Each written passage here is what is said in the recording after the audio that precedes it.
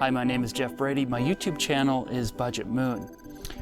I started filming UFOs in New York City since around 2005. When I moved there in 2001, I noticed there was a subtle feeling of being watched from above. It's odd and you can easily dismiss it, but sometimes during those moments, I'd witness a flash or a sparkle in the daytime sky, prompting me to look, and the object would often vanish or go behind a cloud.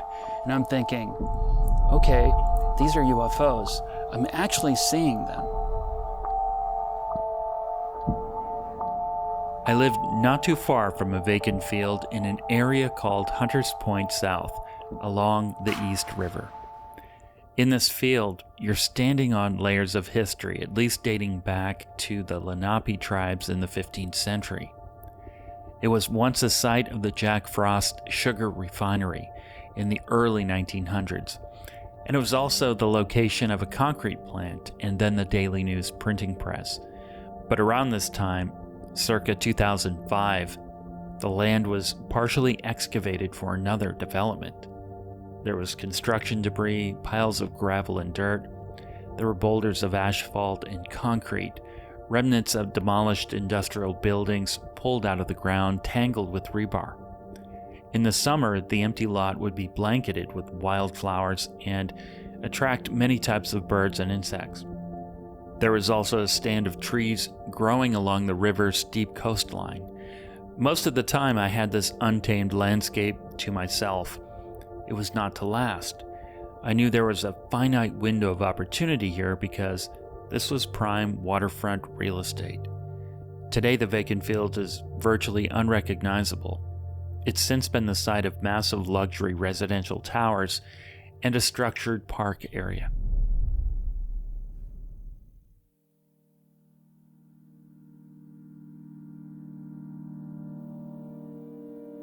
That gives you the lay of the land. In the spring of 2005, I had a UFO sighting out there. One afternoon, I ventured out to that field. I was sweeping the horizon with binoculars and then happened to look straight up. I couldn't believe it. Right above me were two long triangles positioned horizontally side by side, motionless. They were a sandstone color, and surrounding them were deeply colorful round objects levitating in the air. Some were pink, violet, orange, and green. It's hard to describe how vibrantly colorful they were. Here's a rendering of it I made using paint in Windows 10.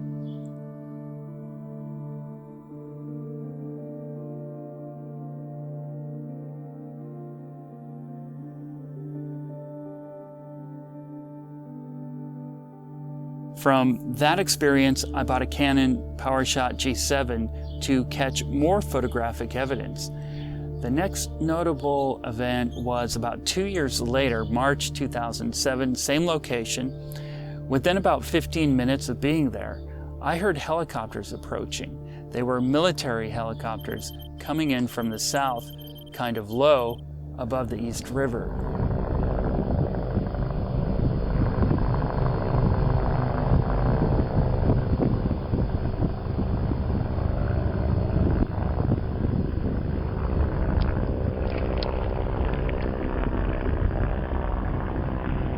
Instead of continuing on their course, they make a U-turn from right about where I was standing and head back due south.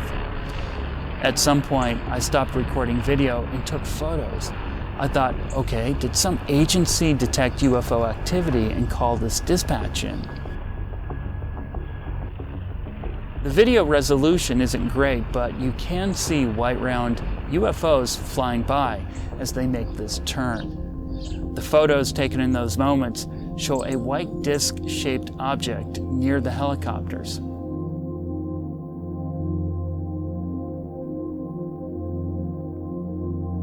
Given this level of activity, I dedicated time to gather as much visual evidence as possible. For the next 10 years, a wide variety of daytime UFOs were showing up, and they're not your typical flying saucer. They're mainly anomalous airborne shape-shifting entities that seem to communicate using mimicry, archetype shape, and color.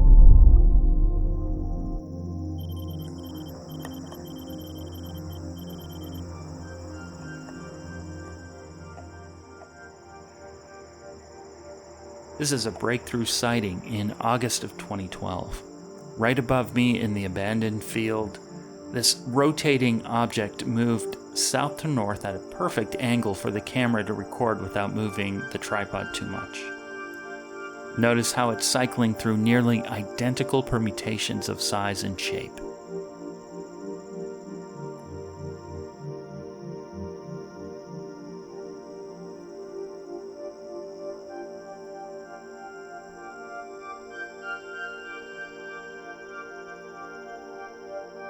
Could these objects be Etherians, a term referenced in the 19th century Oahspe Bible? The book is a retelling of cosmology and ancient history known to be the product of automatic writing by a dentist named John Ballow Newbrough. Etherians are of the etheric and said to be non-physical beings operating midway between planets. Another term is aeroforms. Fortean author Mead Lane, who wrote The Ether Ships and Its Solution, used this word to describe certain flying objects.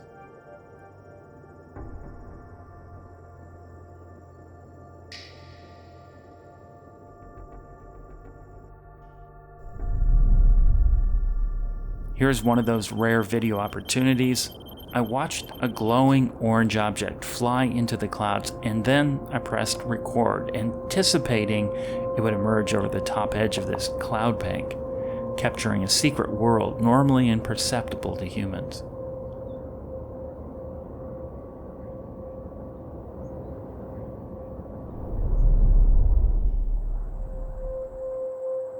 Some of these aerial forms take on unique shapes, not unlike those within the depths of the ocean.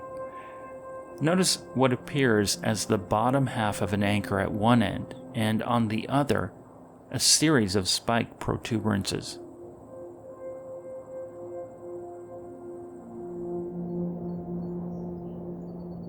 This object also has a similar rotation, and as the front of this anchor moves back around toward the camera, there's a sequential display of red flashes. If you look closely, on the outer sides appear to be the eyes of this entity.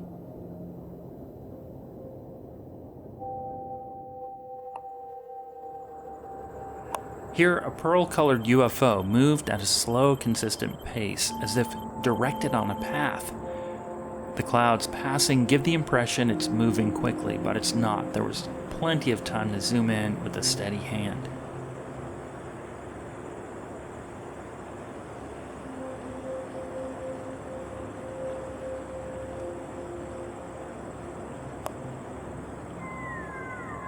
However, I noticed something else coming into view. Panning the camera just above this object, a luminous red-colored object moves in a bit closer.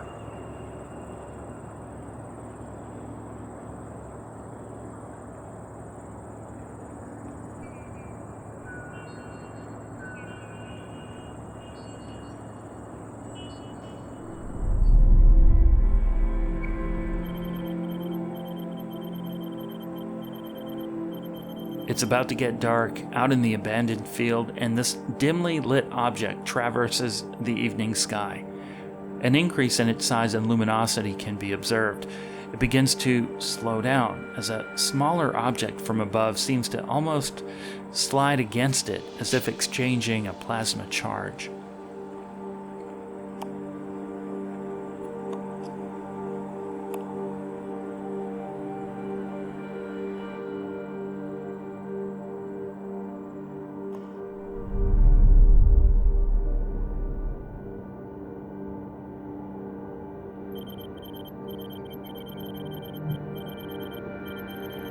Notice the tether or filament on this aerial form. It's perfectly straight, like a drinking straw. If you watch closely, you can see colors changing within the spiraling purple bands. Another larger sky serpent some distance away was also captured on this day. This type of colorful UFO is often filmed in Mexico, but here it is over millions of people in New York City.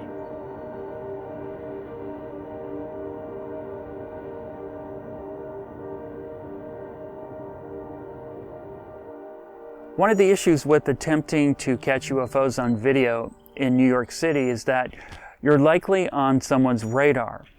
There was a steady surveillance through the years. Even drones would interfere. I've seen people spy on me out at the abandoned field from behind piles of dirt.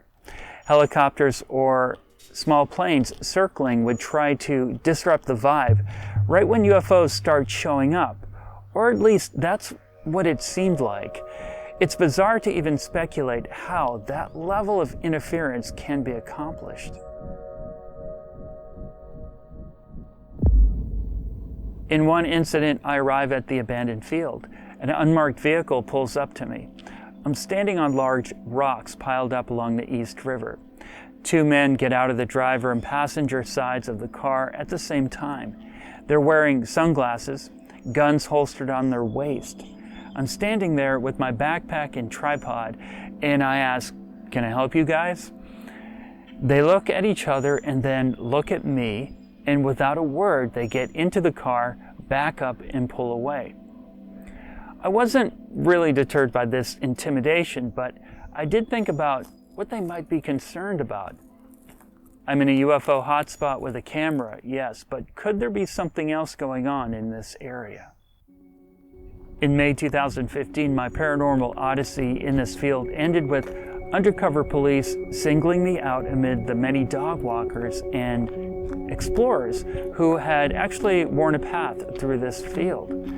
On that day, I caught on video the closest UFO at the time.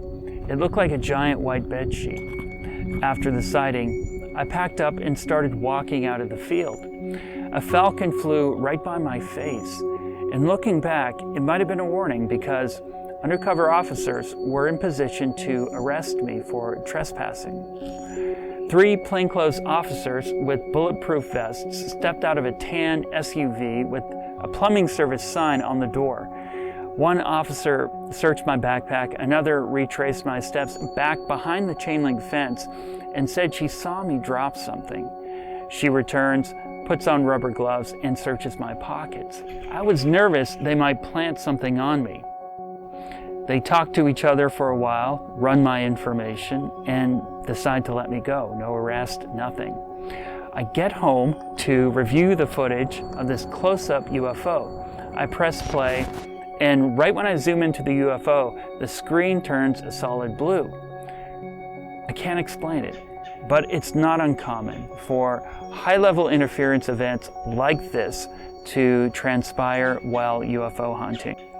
Essentially, that was it for filming at this location.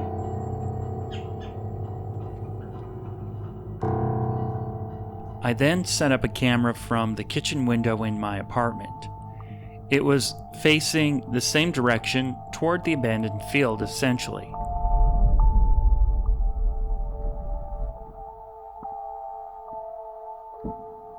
My former apartment building, as you can see, has since been demolished and is now a luxury condo. But you can see my vantage point. Could I catch UFOs on video from the comfort of my apartment? The answer is yes, and they were some of the best sightings. But let's look at some of the colorful daytime UFOs caught right from this window. This shape reminded me of a dinosaur head, maybe in the Triceratops family, I don't know. But you can see a little glowing crystal-like horn on its nose. The dark areas could be the eyes. I realize I'm projecting here, but it's helpful to reference because it's such an anomalous form.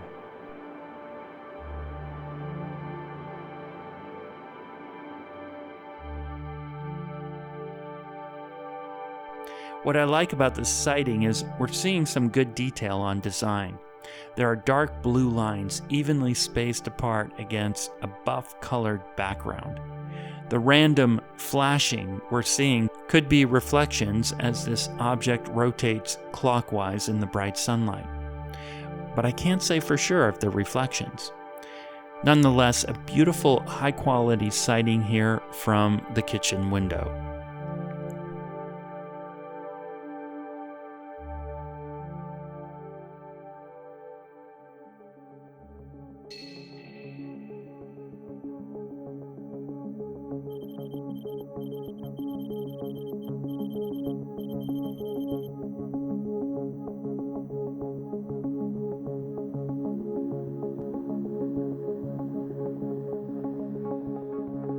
I saw an iridescent blue object crest above a rooftop and then it dropped below out of sight. I thought I imagined it. A few seconds later, this shiny creature is visible again and turning in the air. Its surface seems to be smooth until the sunlight begins to bounce off of it, and then the reflection appears highly textured.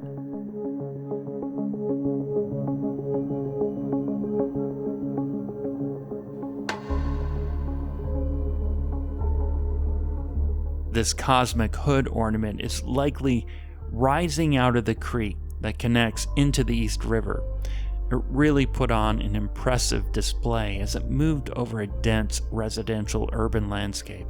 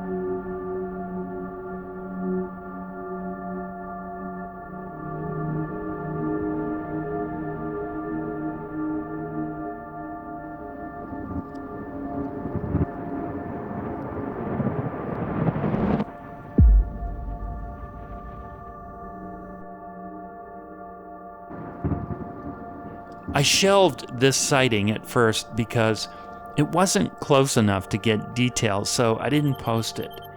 2 years later, I looked at it again and realized that it could actually be an alien being floating or flying in the air.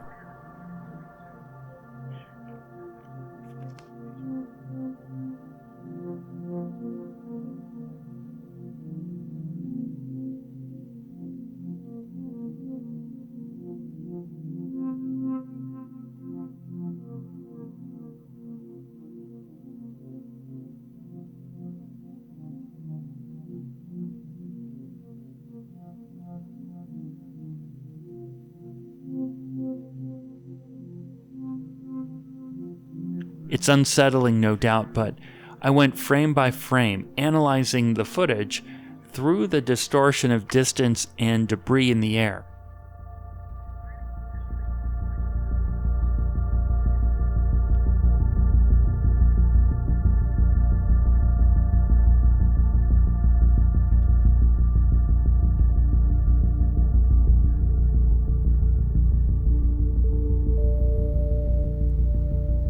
You can make out details of a head and large wraparound eyes. This reminded me of the powerful images painted by the well-known artist and abductee David Huggins. The balloon-type UFOs have been very controversial for obvious reasons. It can be a fine, almost indiscernible line between the balloon-type entity and human-made balloons. I'm guessing that it's a type of mimicry considering how this aerial fauna also take on the shape and form of birds, planes, and even airborne debris. Here is a good example of one of these Etherian entities taking the form of a bird shape.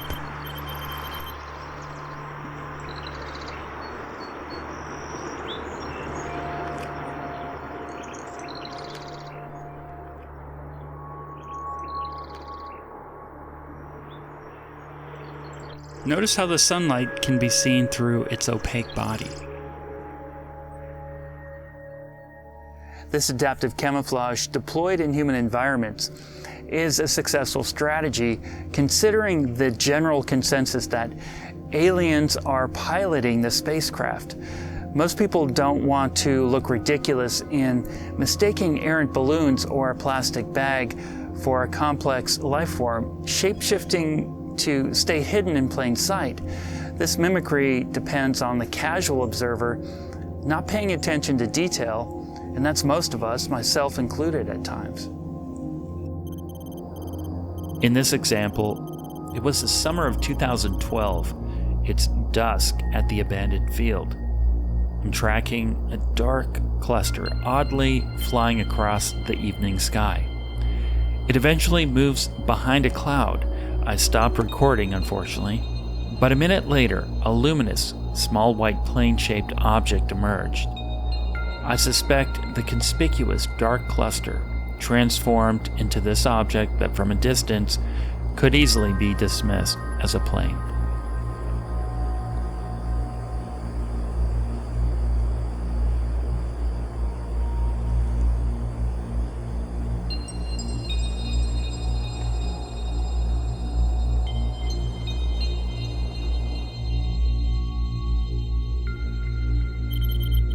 Looking carefully at this footage, shot with the Canon HV40 that records to DV tape, you can witness an evolution of shape occur. The filament or tether eventually pulls up into the balloon part that is now hollowed out.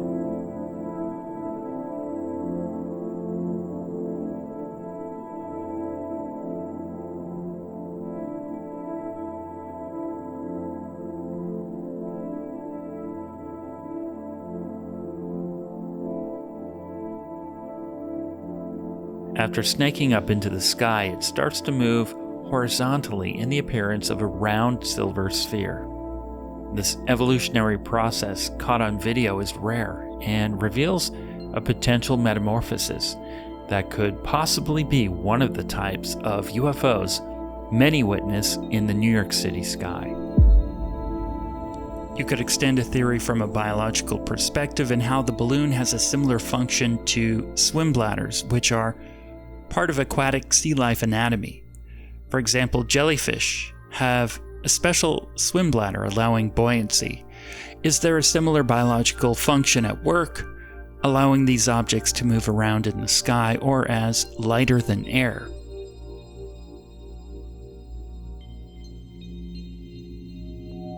But things get more interesting and beyond biological theory. In December of 2008, I caught on video a fleet of nearly 300 objects flying in a formation, moving across the sky like a school of fish. This type of sighting has been documented in the Bronx and in Philadelphia, and here it is over the heads of millions in Queens and Brooklyn. There it is.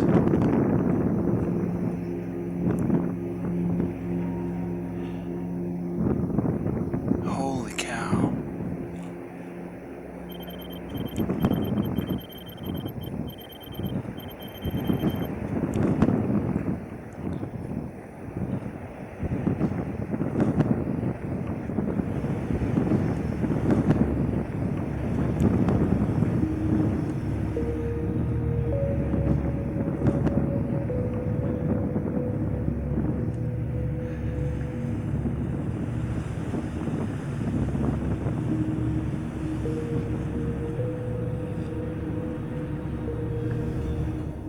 I've shown this video in many public presentations, and the reactions are profound, especially when there are fluid directional change. It's almost it knew where the camera frame was and it wanted to stay in the camera. Watch this.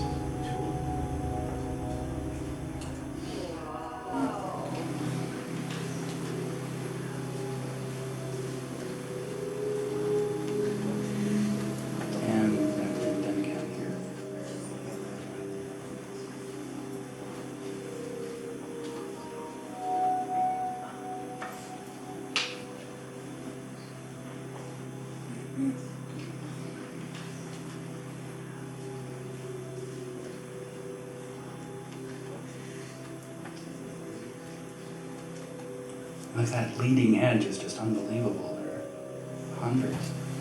Very to slow down, you can get a better view of the organization.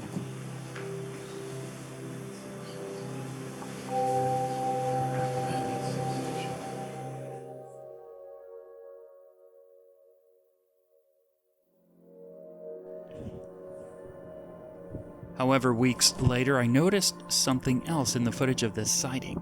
The questions often come up as to how these objects travel. Is it linear from point A to point B? Or do they use dimensional openings? Closer look at the footage caught prior to lifting the camera and zooming into the fleet has revealed something astounding. Notice there is movement from a seagull on the right, but then on the left you can make out a white round object. There is documentation of UFOs blinking out and vanishing, but here is one that seems to emerge from the fabric of reality. And looking closer, a dark trail can be detected. It follows the trajectory of something beginning to materialize into a white sphere, as it then arcs into the visible spectrum and quickly accelerates.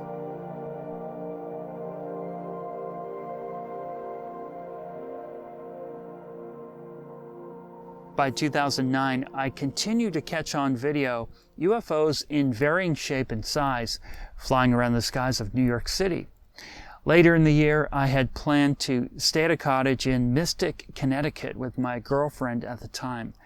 We drove up in the evening. It was raining. It had rained till dawn. That morning was windy and bright. There were deer along the property's tree line. I stepped outside and could see the deer silhouetted back in the trees. I glanced up at the clearing sky and watched two white objects move behind a cloud. And next to that cloud was a bigger object sitting perfectly still. You should see this.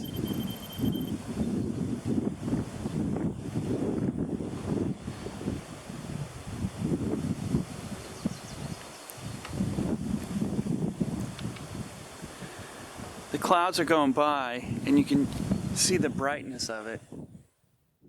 Jeff and I had traveled up to Mystic, Connecticut, which is not some place that we normally went. It was sort of out of the ordinary. And I was fairly accustomed to, being with Jeff and seeing UFOs in and around Brooklyn, in and around New York City.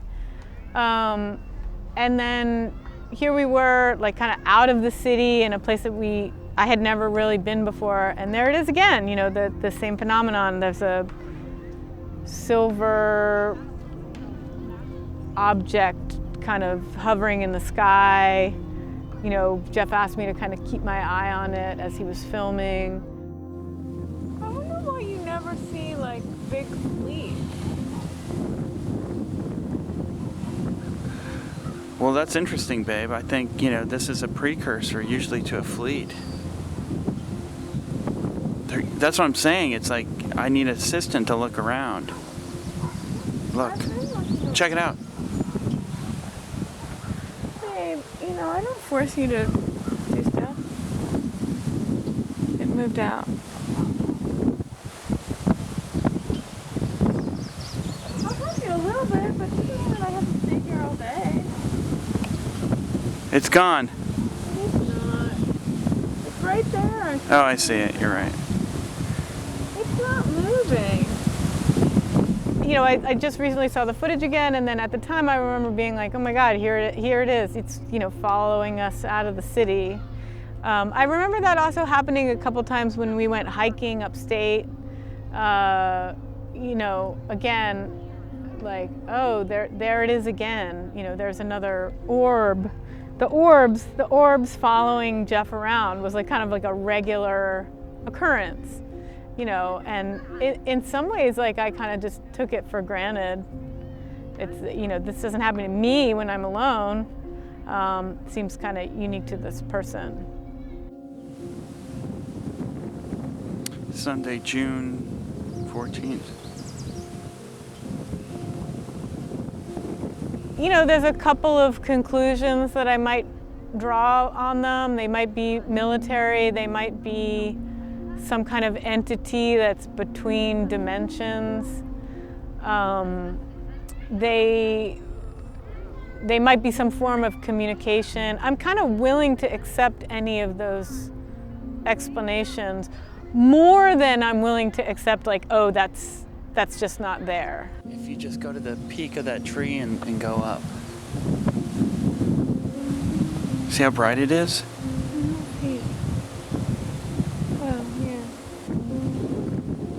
this is unusual, I had plenty of time to set up a tripod and camera. And while I was doing that, I remember thinking, wait a minute, am I being followed here, or is this area also a UFO hotspot? And they're more likely UFO hotspots because the waterways in and around the 5 boroughs are known to have a lot of UFO activity, including Long Island Sound, which is where we were near. It's easy to become agitated and paranoid when immersed in this topic.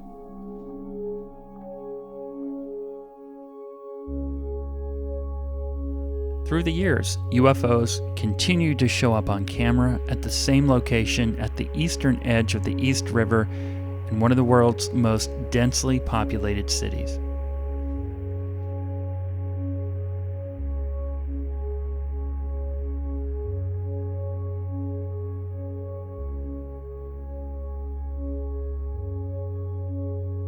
I took a look at a lot of things over a period of time, and I thought, wow, that's fascinating, but maybe that's just a balloon or an artifact or this or that.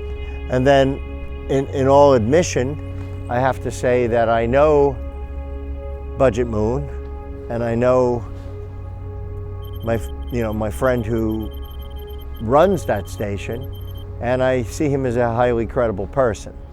And I see him as having reason to put something up or to point towards something. It may not be what I agree with, but I also put myself in his shoes to say, well, he would be able to see that it's obviously a balloon if it is, so why is he posting it? Doug Auld is a well-known musician and talented painter. We've had many Skywatch sessions on Hoboken rooftops. He's among a handful of serious Skywatchers investigating UFOs. I think his interest, Budget Moon's interest, from what I've seen him do in general, is similar but of a slight different wavelength of focus. I'm not so much interested in what I assume to be mimicry. It may be going right in front of me and I may miss it. I may write it off or something like that. And I think a certain person has to focus on something like that. A certain person has to say, hey, wait a minute, I see this kind of crazy thing and I'm going to keep my eye on it. Whereas I'm probably guilty of, as Grant Cameron would say, looking for more nuts and bolts in the sky and looking for things that are like, that fit the science fiction movies that I grew up watching. You often hear descriptions of objects appearing in the sky. What about something vanishing, such as an entire jet? It was in Hoboken here, towards the end of the town near the PATH train. And I was out on the island that they built, and I brought my camera with me because I'm a Skywatcher. I've been a Skywatcher for quite a while, and I'm always bringing my camera with me, even if I'm just relaxing. And I decided to watch the planes go by and just watch the sky. And I remember seeing a jet plane, a passenger jet, coming towards me. So coming from, I would say that would be north to south, flying north to south. And I remember watching it. I remember seeing the cloud, and I remember knowing that it's going to go behind the cloud, because I was trying to take some shots of it, and actually was trying to film it or take a couple of snapshots. And as it entered the cloud, I said, well, don't take any shots now. It's going behind the cloud. Wait till it comes out. And it never came out. Never came out.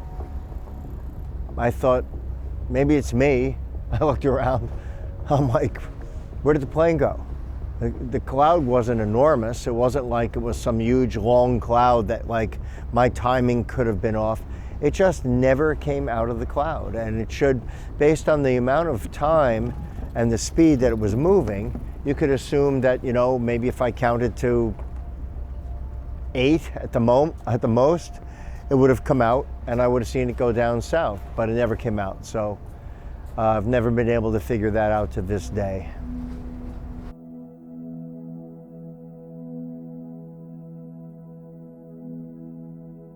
Another anomaly associated with the balloon-type UFOs is the emission of flashing light or sparking. either from within the cluster or at the tether. This object was recorded from my apartment window in Brooklyn. It's cold out, and so the winter air is mixing with the radiator heat that's rising out of the window, causing a blurriness. But look at this tether/filament. Is it conducting electricity gathered from the atmosphere? It certainly looks like it could be.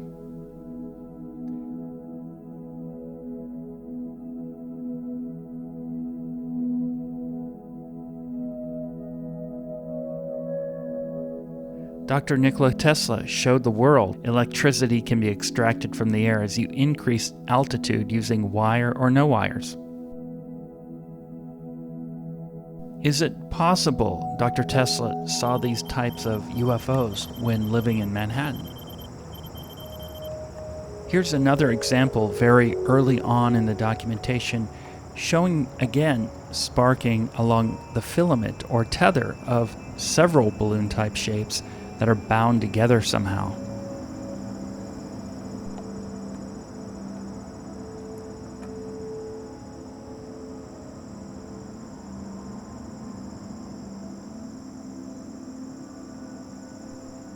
Looks like a group of yellow balloons until you take a close look at what would be the balloon strings.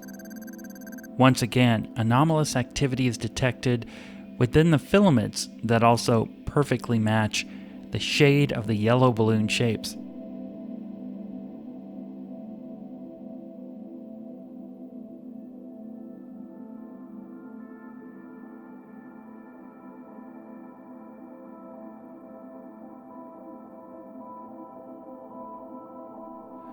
Watch now as the glowing part of the filament begins to rise and fall along a thinner support line. This is another piece of evidence suggesting potential bioelectricity at work inside these aeroforms.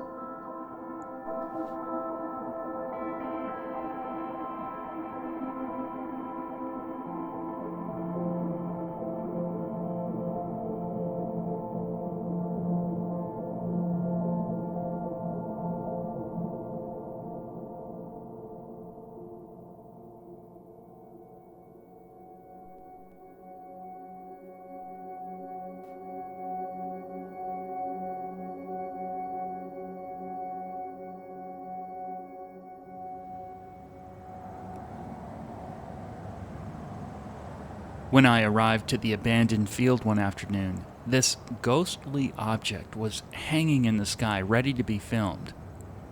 This is another great study of the potentially bioelectric filament.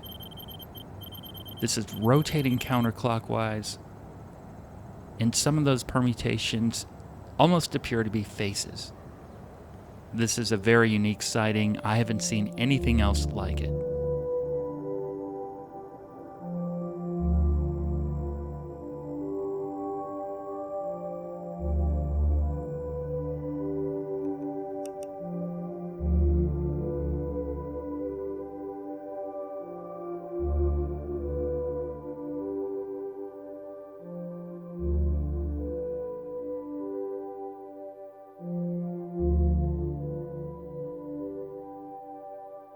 Now this is where it gets more supernatural. A closer look of what appear to be balloons reveal how a dark red colored entity in the center moves around the balloon-like spheres while flashing intermittently. And watch here as it seems to perform a backflip. This is very unusual activity. When you analyze it closely, it looks to be alive and bioelectric.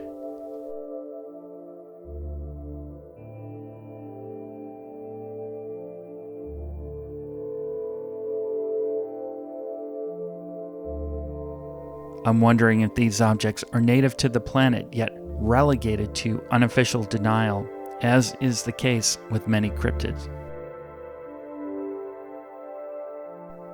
Here's another example from the summer of 2013 of a much larger cluster, maybe the size of a school bus, and it's creating a substantial light show here. But notice how the individual spheres within seem to rhythmically expand and wither. There's so much internal movement, color, and nuance happening as it ascends into the atmosphere.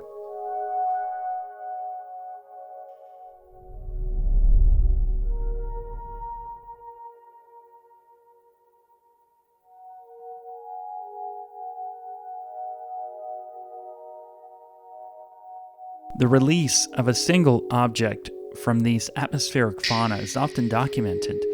In this strange, dramatic move, something seems to snap, triggering the release as a green object is ejected and descends.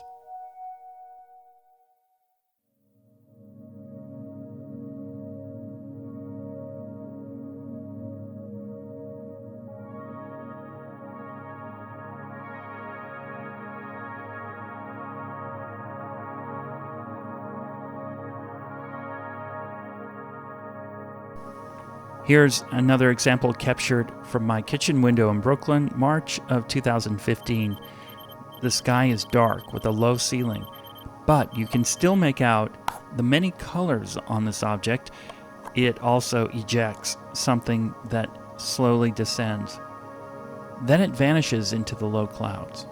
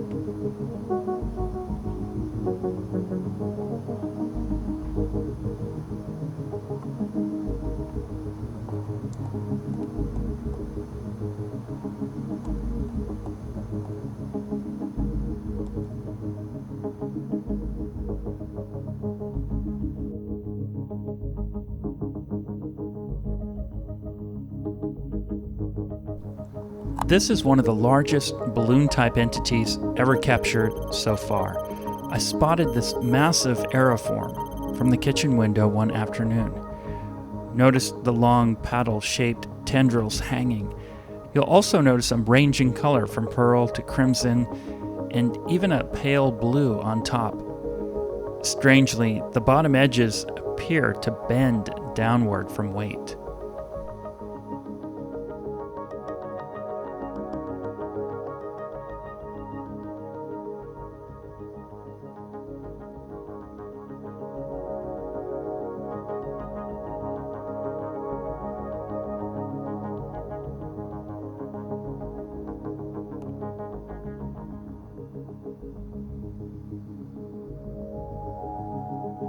When I posted the video online, it caught the attention of a fellow Skywatcher in Los Angeles.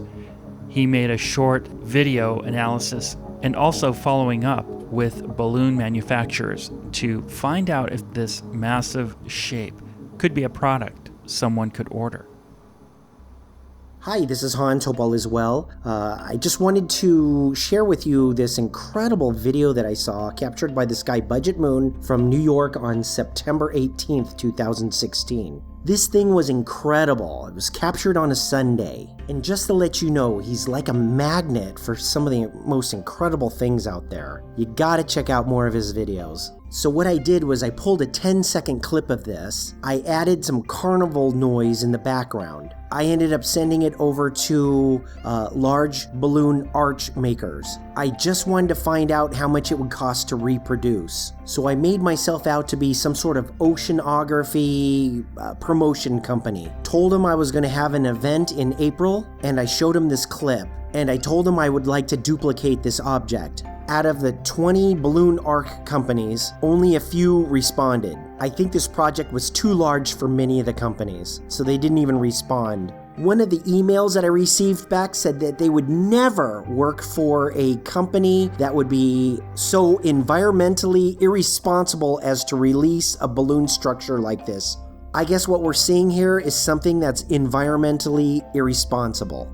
A couple of companies said that these were 36-inch 3-foot balloons. I got anywhere from 300 to 800 balloons in this cluster. So I ended up measuring one of the objects with my Photoshop program and found out that it was 20 pixels wide. If these are 3-foot balloons, then this thing is 42 feet long, 27 feet high, and about 27 feet wide. The overall height of this thing is about 48 feet tall. I got email quotes to reproduce this object for $18,000 and $20,000.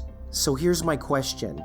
Who in their right mind would put something like this together? This is one of the largest balloon structures pretty much anybody's ever seen. There are no known close-up pictures of this object anywhere. The balloon UFO subject is a strange frontier of adaptive camouflage and at times creepy synchronicity in the zeitgeist.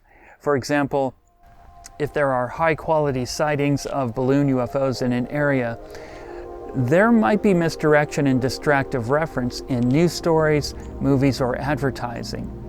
There might be a news story of a man who tied 500 balloons to his lawn chair and floated around his neighborhood, that kind of thing.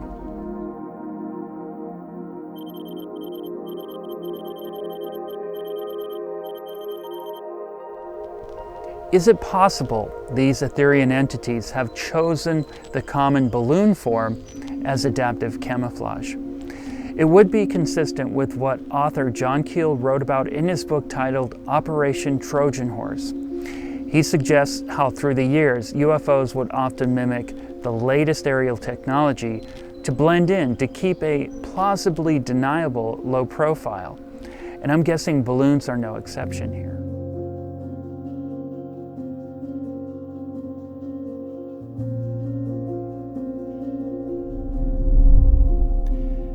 Jason Figura is a former EMT and a Skywatcher in the East Village. He's documented the strange activity of the balloon-type UFOs and associated synchronicity. He's paying attention to the context in which the sighting occurs and explains the strange emotional and psychological connection he's experienced with this very close encounter. Yeah, so I've had some strange encounters with balloons that would show up under heightened emotional stress. Let's put it that way. In the beginning, they were just annoyances, but then after a while, I started noticing that right after the emotional stress, they would just show up.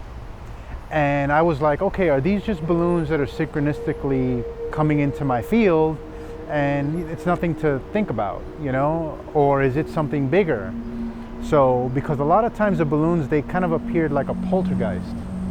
So there was a heightened emotional state that I would be in. It could be through psychedelics, it could be through breathing, and it could also be through stress, or sometimes a really good moment. So like if you had like a moment of the week, let's say, right after that moment, I would go and do something else, forget about the moment, and then suddenly something would acknowledge me with a sort of balloon illuminating phenomena. And one day I had an experience right here in this parking lot where I was talking to someone on the phone, and it got into an emotional argument, and it had a lot to do with holding on to the past. So I had a family member that was holding on to the past more than I thought they should. And as I was talking to them, they weren't getting it. So I started to get in an emotional state and a little family discussion, you know. Once my energy felt like it was getting high, where I'm like, this person's not understanding me, I'm walking back and forth, literally like back and forth in this parking lot. This door, this gate to the parking lot wasn't there yet. So it was just an open space right there. And when I turned around, in the middle of the street, right where that gray car is, about a dozen balloons just started rising up from over the hood of the car. So I instantly knew that this is my phenomena. This is the thing that's been kind of following me for a few years now. So I come running outside, and now these trees were a little fuller back then, so the balloons just kind of hid behind the trees. As soon as I ran out there, I'm saying like 3 to 5 seconds tops, I look up and the balloons are gone. So like a cluster of like 10 balloons, maybe 12, just started rising up from the middle of the street. Now mind you, this street at that time was completely empty. And New York's finest. So this street was totally empty. And so right around the middle of both streets, is, both sides is when the balloons started rising up, but it kind of came from right over the hood of this car. And then I ran out from the middle of the parking lot over here to see the balloons going up. So I look up and they're not there anymore. So when I had first seen them, they went up and they were hiding behind the tree. But like I said, as soon as I ran here, I look up and they're gone, and they didn't go up fast enough for them to go up, to be gone that quickly. They were just going up very slowly and gently. So for me to walk within the 5 seconds that it took to go from there to here, it's impossible. So it almost looked like a hallucination. But it was bizarre because these hallucinations, you can capture them with video. I had a sighting out my window. This sighting happened because I was writing a message on my phone and it had to do with the subject. So as soon as I finished the whole message and I hit send, a flash of light instantly shines from far away from out my window. And then it starts to just sit in the sky. But as soon as I pick up my camera, hit record, from the nervousness of trying to get it all done quickly, it starts to move really fast. So it starts to shoot like a UFO. But it's like a tumbling balloon. But it's tumbling in a weird way because it's kind of going like that, but it's moving in a straight line, but it's tumbling. Even the tether is not on the bottom. It's like all over the place. It's just spinning all over. And as it's rolling across the sky, I even on the video, I said to the person I was messaging, I said, I was just telling you this and this showed up. So then I go and I look at a video from Budget Moon, and it was the exact same UFO, identical as the one that was posted in 2016. And it was just shooting across the sky. He got a much closer shot at it than I did.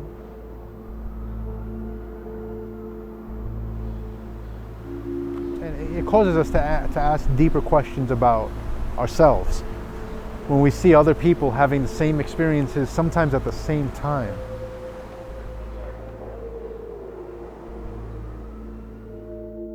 Here's an interesting quote by Mead Lane, author of The Flying Saucer and Its Solution. Quote, "The aeroforms are thought constructs, mind constructs.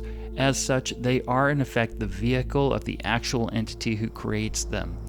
Just as our own terrestrial minds rule and become identified with our bodies, so does the entity of the etheric world make for himself a body or vehicle out of etheric substance. The body may be of any shape or size, any one of 100 mutants, such as the indefinite and changing shapes reported by observers of flying saucers throughout the world. The shapes may be a wheel, a globe, a cigar shape, a fireball, vapor, or gas. It may have any density, any rate of vibration desired. The impenetrable steel of landed discs, or we may call it etheric steel. The shapes and vehicles in the entity operation then form one being, just as a human being is a psychophysical mind-body unity. The body of this entity is a thought form, which can go anywhere, and penetrates our earth and sea as easily as our air.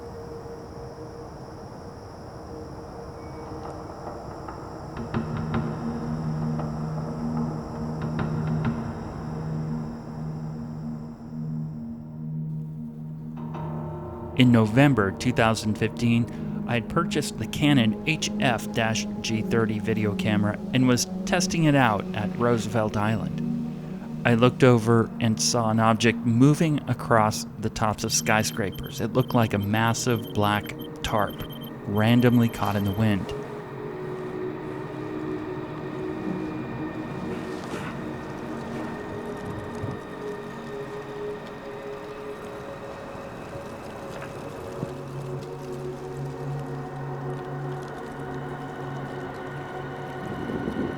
Looking closely, however, it wasn't at the mercy of prevailing gales.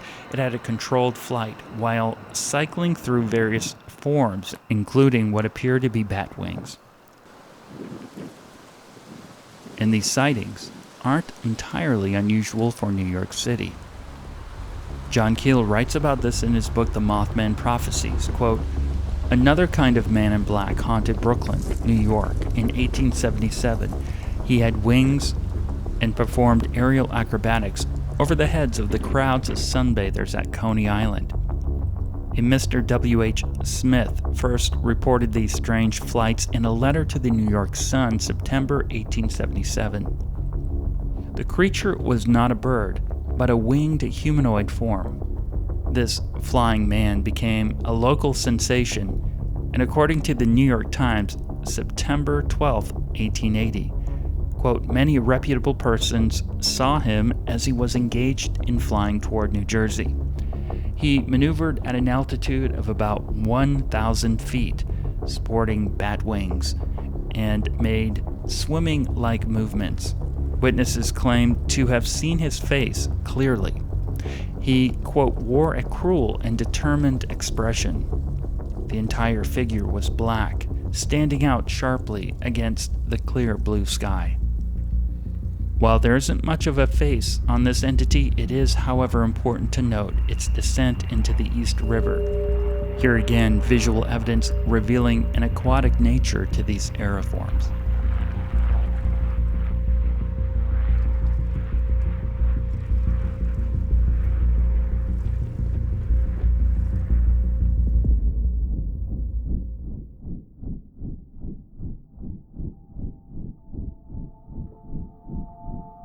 My strategy was to consistently post the best sightings online, so I wouldn't get harassed by the agencies. They could simply go to the channel and see the videos. But that didn't seem to work out very well. I suppose it could have been worse if I didn't post anything. Either way, despite uploading high-quality supernatural footage, helicopters continually came in very low and circled the building. Here, I'm tracking a glowing white object from my kitchen window. I've no idea this NYPD helicopter is in the area until it rises up from the church next door without a sound. It's some of the creepiest surveillance I've seen.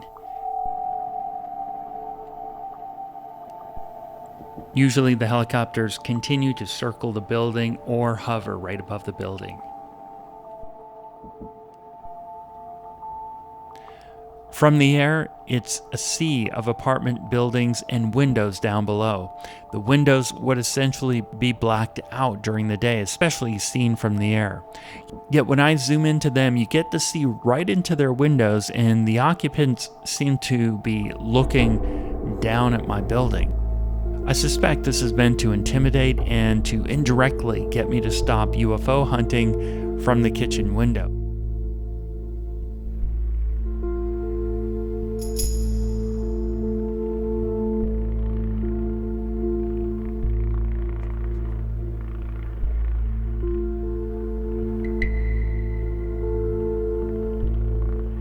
Through the years, many unmarked helicopters and the NYPD helicopters would routinely circle the building or hover.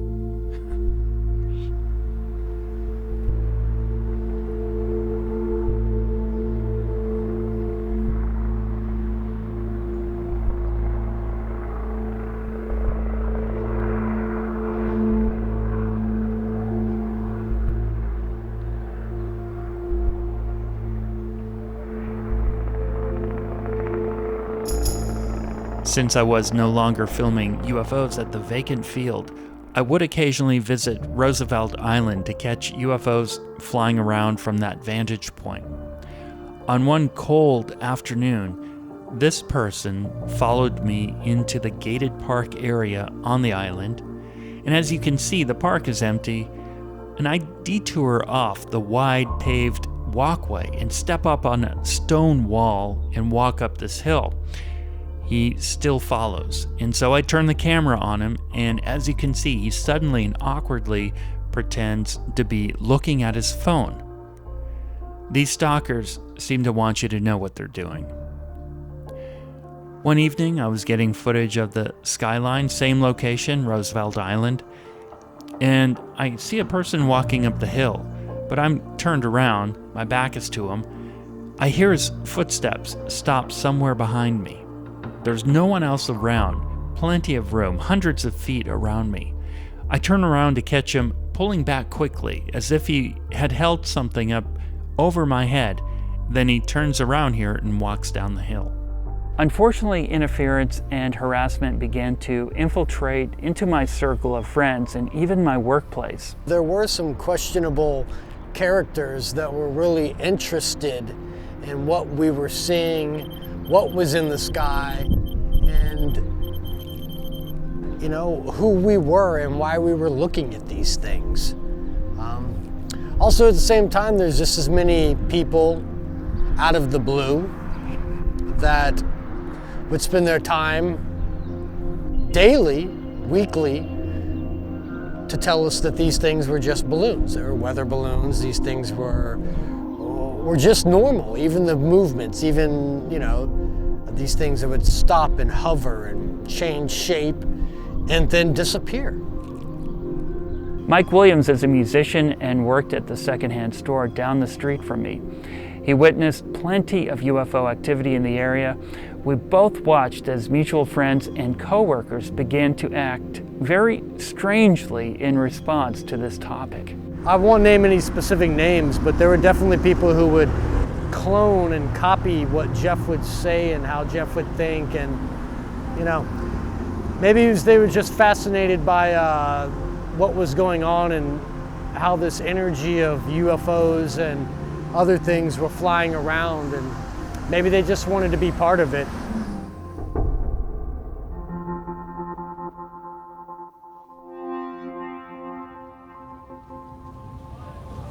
One time we were all standing out front, sky watching. There's not much activity in the sky. And out of nowhere, a woman walked by and threw herself violently at Budget Moon. And I watched her actually just bounce off of him. I looked at Budget Moon and I asked him, "Did you just feel that?" And he said, "Feel what?" And I pointed to the ground, and the woman was looking up at him, not in pain, but maybe in fear. And I walked over to ask her, "Do you need a hand? Can I help you up?" And she just popped up with the look of fear in her face and hobbled down the road.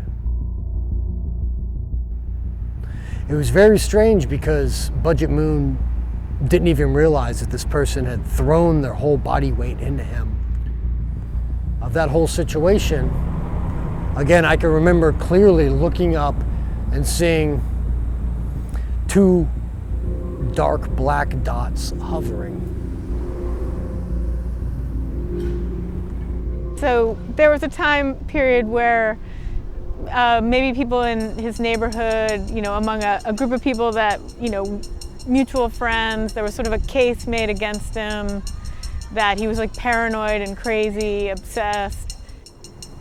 This paranormal topic tended to cause strong reactions from certain friends who would say I was maybe paranoid or even crazy despite having the video documentation. It was disheartening for a while, but I was at a point in my life where I thought it was more important to follow through and continue the documentation than to be concerned about what former friends and coworkers thought about me.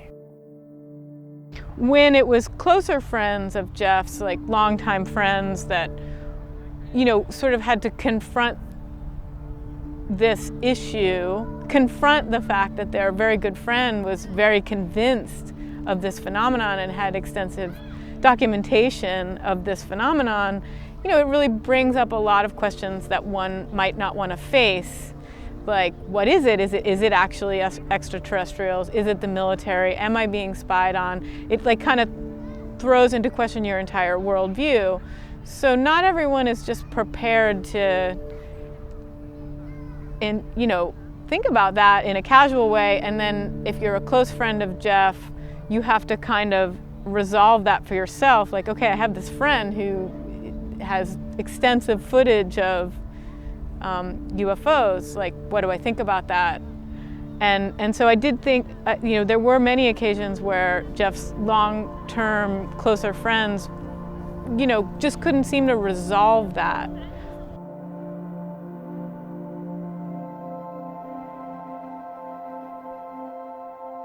If you haven't experienced it for yourself, it's a difficult thing to believe, because I think it forces this question of, okay, well, what is it? And I think for most people, in answer to that question, like, oh, well, Jeff is crazy, is an easier answer than confronting what it actually might be. I eventually moved to New Jersey for a few years and found another location in a public park where UFOs were showing up on camera. However, the interference continued at this remote spot, such as small planes circling and random people standing nearby while pretending to look at their phones. I consider this part of New Jersey to be the New York City area because it's less than a mile from the Hudson River. Here are some UFOs captured from that time. Take a look.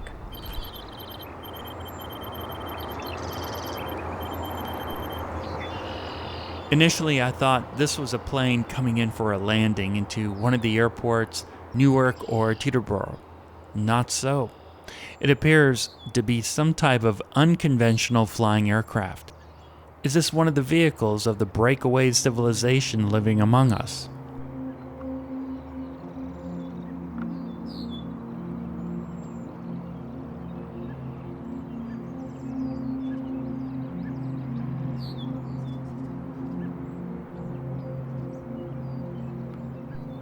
This vehicle is out in the open near two major airports, making no attempt to conceal itself as it coasts down to the ground in a fiery glow.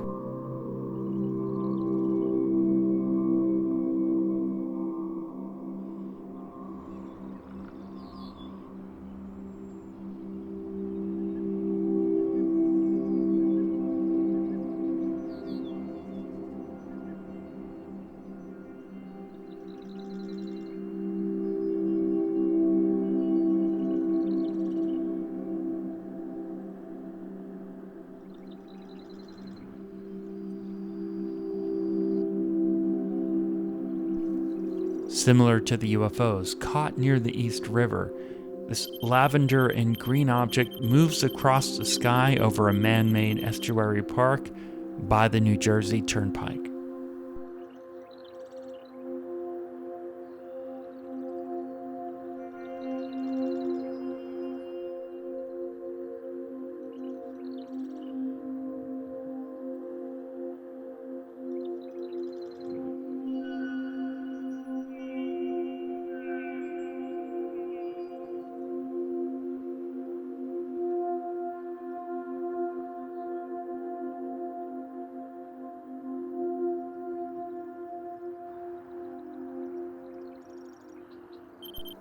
Another high-quality sighting over the park. Mosquitoes and biting flies are bad. I remember this day. Notice certain areas appear to be electrically charged up, while the base structure is subdued like a biofield of plasma.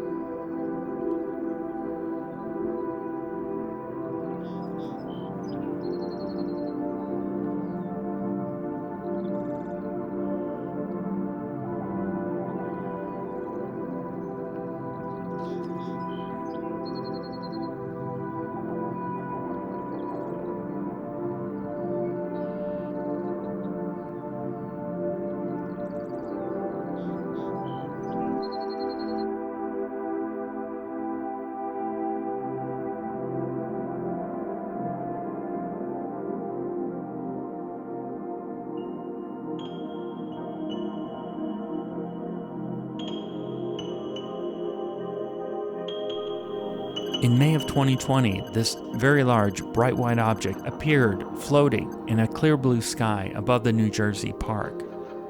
It's an amazing sighting, but the footage is very shaky. The bolt holding the tripod mount came loose right as I zoomed in, and so I ended up clutching the camera with my hands, trying to keep it pointed at this moving object.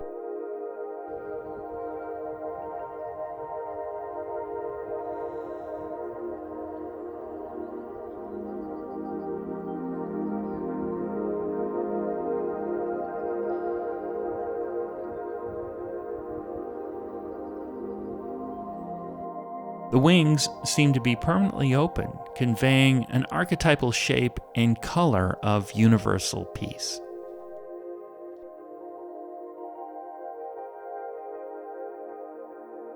We can speculate based on petroglyphs that ancient observers saw these same UFOs, except when they scanned the sky, they did so without modern-day impediments and projection. There might have been communication of foundational archetype imagery, and maybe a lot more that helped shape their civilization. Nearly all of these UFOs captured seem to be a type of aeriform, Etherian, or atmospheric fauna. Strangely, detailed information related to these types of UFOs is generally suppressed and subject to unusually heavy professional disinformation. I suspect this might be related to how it's possible for human consciousness to easily communicate with this realm. I'm Jeff Brady. Thanks for watching New York Skywatch, a decade of UFOs.